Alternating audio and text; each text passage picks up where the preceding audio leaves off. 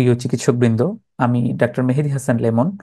আমি আপনাদের সাথে কিছুক্ষণ থাকবো এবং আলোচনা করব হেলথ মাস্টার ব্যবহার করে কিভাবে খুব সহজে কম সময়ে স্মার্টলি একটি সুন্দর প্রেসক্রিপশন করা যায়। ধরুন, আপনি চেম্বারে আছেন, আপনার কাছে একজন রোগী এসেছেন। রোগীর নাম ধরুন আব্দুর রহমান। এখানে আমরা নেমের জায়গায় লিখবো, তার একটা ফোন নাম্বার আমরা লিখবো। আমরা র্যান্ডম একটা ফোন নাম্বার লিখি, 01726567776। আমরা র্যান্ডম একটা নাম্বার লিখলাম। এরপরে ধরুন তার বয়স হচ্ছে 50 ইয়ার্স। এই যে 50 লিখলাম, এখানে ডেজ, মান্থস বা ইয়ার্স আমাকে আর লিখতে হবে না। এখানে জাস্ট ক্লিক করলেই হবে। তার সেক্স হচ্ছে মেল। তার ওয়েট আমরা যদি লিখতে চাই, ধরুন তার ওয়েট হচ্ছে 68 কেজি। অ্যাড্রেস হলো, এই যে আপনি যে রিজিয়নে প্র্যাকটিস করবেন সেই রিজিয়নের যদি কোনো একটা এলাকার নাম আপনি লিখে থাকেন, তাহলে এটা আপনাকে বারবার লিখতে হবে না। দেখুন, আমার রিজিওনাল যে নামগুলো এখানে দেখতে পাচ্ছেন, ম্যাক্সিমাম পেশেন্টের কে এটা কিন্তু কাভার করে যায়, যে আমাকে আবার নতুন করে লিখতে হয় না। যেমন ধরুন, একটা জায়গার নাম হচ্ছে চরপাড়া, অথবা আপনার যদি আহ, নতুন কোনো জায়গা অ্যাড করতে হয়, ইজিলি সেটা অ্যাড করতে পারবেন। ধরুন জায়গার নাম হচ্ছে বিশুরপাড়া। ওকে। এখন এই যে ঘরগুলো দেখতে পাচ্ছেন, এই ঘরগুলো কিন্তু আপনি চাইলে এটা আপনার অ্যাসিস্ট্যান্ট, যে চেম্বারে অ্যাসিস্ট্যান্ট থাকে, তার কাছে ছেড়ে দিতে পারেন। তার অ্যাকাউন্ট থেকে সে এই নাম, বয়স, ফোন নাম্বারগুলো কিন্তু অ্যাড করতে পারবে, কারণ এখানে খুব বেশি স্পেশালাইজেশনের দরকার নেই। আপনার দরকার হচ্ছে এই চিপ কমপ্লেন থেকে। চিপ কমপ্লেনে ধরুন তিনি আপনার কাছে এসেছেন অ্যাবডোমিনাল ব্লোটিং। অ্যাবডোমিনাল ব্লোটিং 1 মাস থেকে।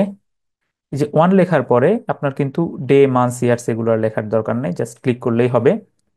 এই যে অ্যাবডোমিনাল ব্লোটিং আমি লিখলাম, এটা কিন্তু পরবর্তীতে আপনাকে আর লিখতে হবে না। যেমন ধরুন, এই যে আমি আগে যে কমপ্লেনগুলো লিখেছিলাম এগুলো কিন্তু এখানে আছে। যেমন ফিভার লিখেছিলাম, ডিজিউরিয়া লিখেছিলাম, রেনাল স্টোন লিখেছিলাম।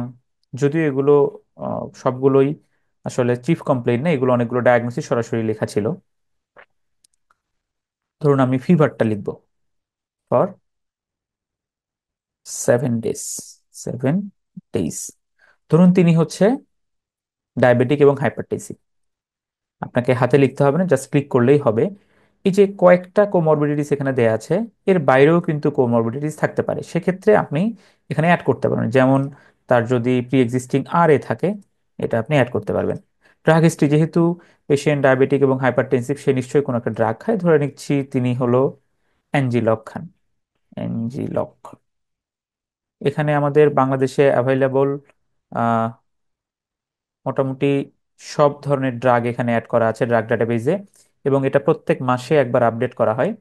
সো আপনি যে ড্রাগই সার্চ দিন না কেন, এখানে কিন্তু চলে আসবে। আপনাকে পুরোটা লিখতে হবে না, জাস্ট প্রথম 2 অক্ষর বা 3 অক্ষর লেখার পরে কিন্তু চলে আসবে।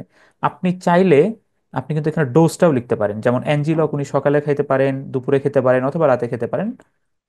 এভাবে কিন্তু ডোজগুলো কিন্তু আপনি লিখে রাখতে পারবেন চাইলে। এই যে 0+0+1, 1+0+1, এগুলো কিন্তু আপনাকে বারবার টাইপ করতে হবে না। আপনি এই যে ড্রাগ লেখার সময়, এই যে ডোজ লেখার সময় এই যে টাইম শিডিউলগুলো লিখেন, এগুলো কিন্তু অটোমেটেড সেভ হয়ে যায়, এবং এটা পরবর্তীতে জাস্ট ক্লিক করলেই হবে। ধরুন উনি রাতের বেলা খান, এই জন্য আমি এভাবে ক্লিক করলাম। উনি ধরেন হচ্ছে আরেকটা ওষুধ খায়, লিনাটেব, সে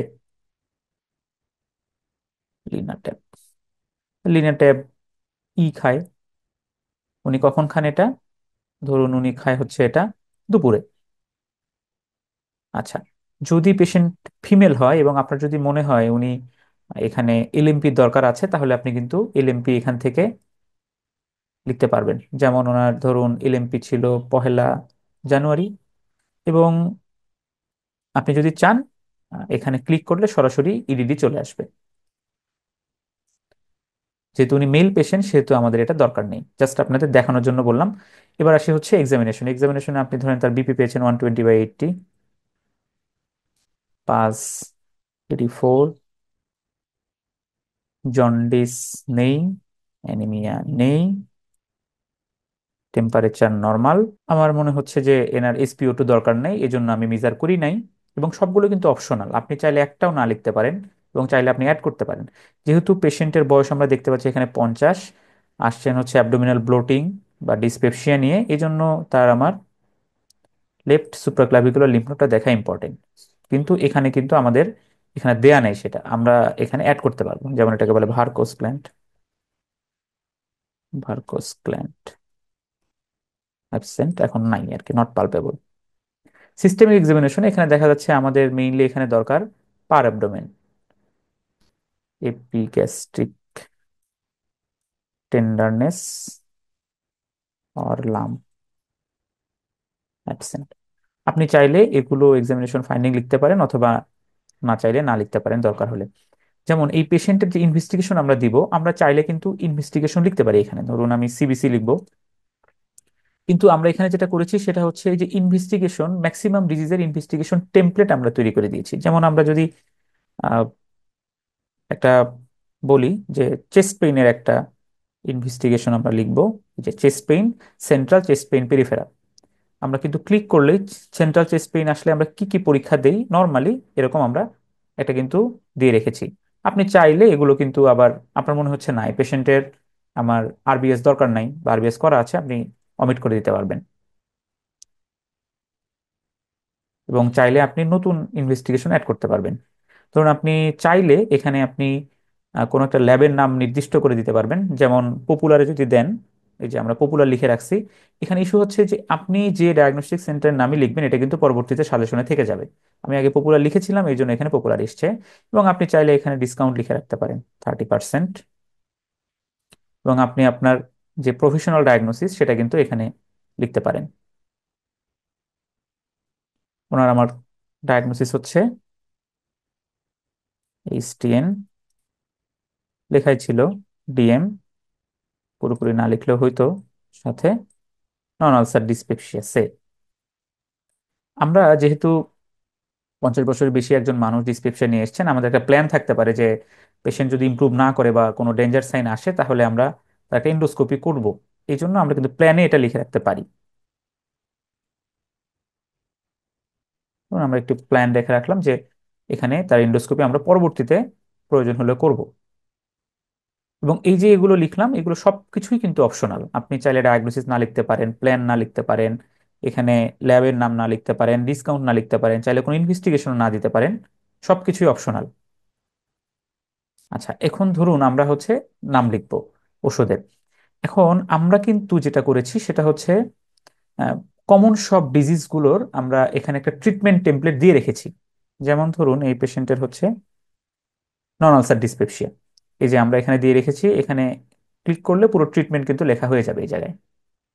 তো এই ট্রিটমেন্ট তো আপনার পছন্দ নাও হইতে পারে, সেক্ষেত্রে আপনি কিন্তু চাইলে আপনার নিজের মতো করে টেমপ্লেট এখানে অ্যাড করতে পারবেন। যেমন নন আলসার ডিসপেপসিয়া নামে আপনি আপনার নিজের মতো করে একটা টেমপ্লেট কিন্তু ক্রিয়েট করতে পারবেন। আমরা আরেকটা ভিডিওতে টেমপ্লেট কিভাবে ক্রিয়েট করতে হয় এটা আপনাদের দেখাবো। এখন এক্সিস্টিং এই ট্রিটমেন্ট আপনার মনে হচ্ছে না আমি অ্যামিলিন দিব না, আমি ওনাকে এপিট্রা দিব, এপিট্রা দিব। এই যে এপিট্রা 0.5, এখানে ডোজ সব সাজেশনে লেখা আছে, মানে আপনি যেগুলো লিখবেন এগুলোই সাজেশনে থেকে যাবে খাবার পর। ধরুন আপনি দিবেন হচ্ছে 14 দিন। এবং ড্রাগ লেখার ক্ষেত্রে দেখুন আমরা কিন্তু অনেকগুলো ড্রাগের এখানে একটা টেমপ্লেট করে রেখেছি আর কি। যেমন আপনি ওনাকে ধরুন সলিভো ওষুধটা দিবেন, তো আমরা একটা সলিভো কিভাবে লিখতে হয় এরকম একটা টেমপ্লেট করে রেখেছি। ক্লিক করলেই পুরো লেখাটাই চলে আসবে, দেখেন। আপনার এই যে কখন খাবে, খাবার আগে না পরে, কয় বেলা খাবে, কতদিন খাবে, এগুলো কিন্তু সব লেখা হয়ে আছে। আপনি কিন্তু এই আমাদের টেমপ্লেটগুলোর উপরে শুধু ভরসা করতে হবে ব্যাপারটা এরকম না। আপনি প্রত্যেকটা টেমপ্লেট পার্সোনালাইজ টেমপ্লেট করতে পারবেন। যেমন ধরুন এই পেশেন্টটাকে আমরা একটা অ্যাডভাইস দিব, পেশেন্টের ধরুন পিউডি হয়েছে, পিউডি অ্যাডভাইস দিব আমরা। এই যে পিউডি অ্যাডভাইস আমরা যদি এখানে ক্লিক করি, এই অ্যাডভাইসগুলো সব লেখা চলে আসবে। এরপর আপনার কাছে যদি মনে হয় পেশেন্টটাকে কোনো স্পেশালিস্ট বা কারো কাছে রেফার করা দরকার বা তার কাছে কনসালটেশন নেওয়া দরকার, আপনি কিন্তু এখানে অ্যাড করতে পারবেন। ধরুন এই পেশেন্টটাকে আপনি এন্ডোক্রাইনোলজিস্টের কাছে পাঠাবেন। তো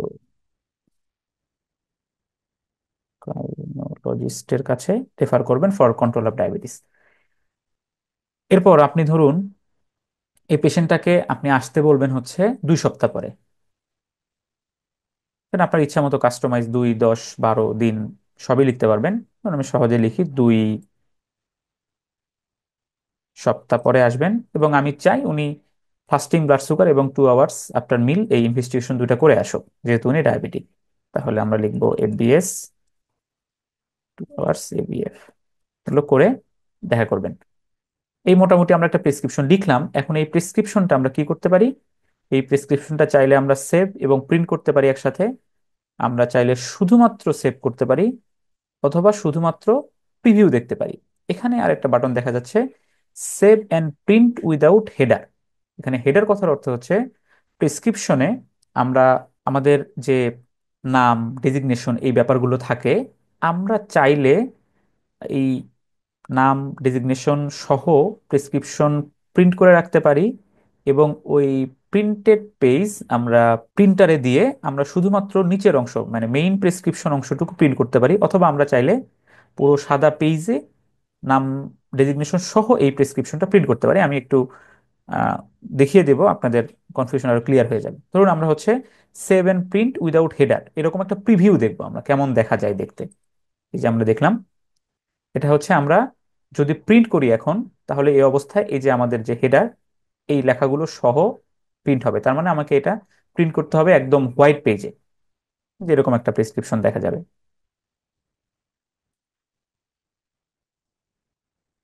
আচ্ছা, এটাই যদি আমরা save and print without header বাটনটা অন করে দেই, তাহলে কিন্তু আমরা শুধুমাত্র প্রেসক্রিপশন অংশটুকু দেখব। অর্থাৎ আমাদের যে প্রেসক্রিপশন প্যাড, সেখানে আমাদের আগে থেকেই নাম এবং ডেজিগনেশন উপরে প্রিন্ট করা আছে, এইরকম পেজে প্রিন্ট করতে হবে। যদি চাই আমরা এরকম প্রিন্ট করতে, তাহলে আমাদের এটা অন করে দিতে হবে। আমরা কেমন দেখা যাবে? এই যে দেখুন, এই জায়গাতে তো আপনাদের নাম এবং ডেজিগনেশন যা লেখা থাকার এখানে থাকবে, শুধু নিচে ফাঁকা সাদা অংশে এই অংশটুকু প্রিন্ট হবে।